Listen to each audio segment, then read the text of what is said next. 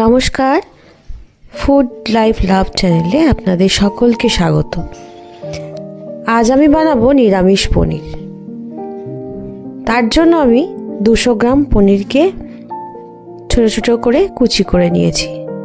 খুব বেশি ছোটও না, খুব বড়ও না। এবার একটু সাদা তেল গরম করে নিয়ে তার মধ্যে পনিরগুলোকে খুব ভালো করে ভেজে নেব। একটু লাল লাল করেই ভাজবো আজকে আমি পনিরটা উল্টে পাল্টে ভেজে নিয়ে আমি এবার নর্মাল টেম্পারেচারে জলে এটাকে ডুবিয়ে দেব। কড়াই থেকে তুলেই একবারে জলে দেব, এতে পনিরগুলো না খুব সফট হয়। এরপর পনিরের জন্য আমি একটা মশলা বানিয়ে নেব। তার জন্য নিয়ে নিয়েছি 2 টুকরো জয়িত্রী, একটা ছোট সাইজের স্টার এনিস, দারচিনি, গোটা এলাচ, গোটা লবঙ্গ আর বেশ কিছুটা গোলমরিচ। এটাকে নেড়ে মিক্সি জারে তুলে নিয়ে আমি পনির ভাজার তেলেই একটু কাজু বাদাম দিয়ে সেটাকেও লাল লাল করে ভেজে নেব। কাজু বাদামটাকে তুলে নিয়ে গোটা গরম মশলাগুলোর সাথে আমি শুকনোই বেটে নেব, কোনো রকম কিন্তু জল ব্যবহার করব না আমি এখানে।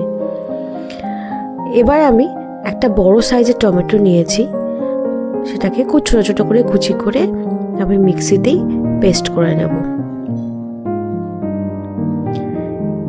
এভাবে একবার পনির বানিয়ে দেখবেন, বেশ স্বাদ হয় খেতে। নিরামিষের দিনে খুব চিন্তা থাকে যে আঁশভাবে কোনো কিছু করা যাবে না, তো এভাবে বানালে সব কিছু দিয়ে খেতে খুব ভালো লাগে। রুটি, পরোটা, যে কোনো রকম রাইস, সব কিছু দিয়ে। আমি টমেটোর মধ্যে কিন্তু 2টো কাঁচা লঙ্কাও দিয়ে দিয়েছিলাম। এবার পনির ভাজা তেলের মধ্যে গোটা মৌরি ফোড়ন দিয়েছি আর দিয়েছি কুচনো আদা ফোড়ন দিয়ে তার মধ্যে আমি 1 টিস্পুন মতো কাশ্মীরি গুঁড়ো লঙ্কা দিয়ে দিয়েছি আর দিয়ে দিয়েছি গুঁড়ো ধনে। এবার একটুখানি অল্প হলুদ গুঁড়ো দিয়ে খুব ভালো করে এটা তেলে কষিয়ে নেব। এটা ভালো করে কষা হয়ে গেলে এর মধ্যে টমেটো পিউরিটা দিয়ে আরও 2-3 মিনিট কষবো।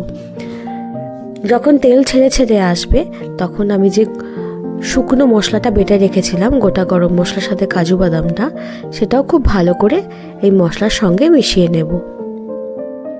এবার একটু লো ফ্লেম করে, মিডিয়াম থেকে লো ফ্লেম করে আপনাদের মশলাটা কষিয়ে নিতে হবে যতক্ষণ না তেল ছেড়ে আসছে। তেল ছেড়ে ছেড়ে এলে এর মধ্যে আমি ভেজে রাখা পনিরটা জল থেকে তুলে এর মধ্যে দিয়ে দিলাম। এবার পনির দিয়ে বেশ কিছুক্ষণ কষে নেব আমি। কালারটা কি সুন্দর এসছে দেখেছেন, দেখতেও খুব ভালো লাগে। এবার কিছুক্ষণ কষিয়ে নিয়ে এর মধ্যে আমি যে পনিরের জলটা ছিল সেখান থেকেই আমি কিছুটা জল এর মধ্যে দিয়ে দিয়েছি। ভালো করে ফুটে এলে একটু ফ্রেশ ক্রিম দিয়ে নাড়িয়ে চাড়িয়ে নিলাম।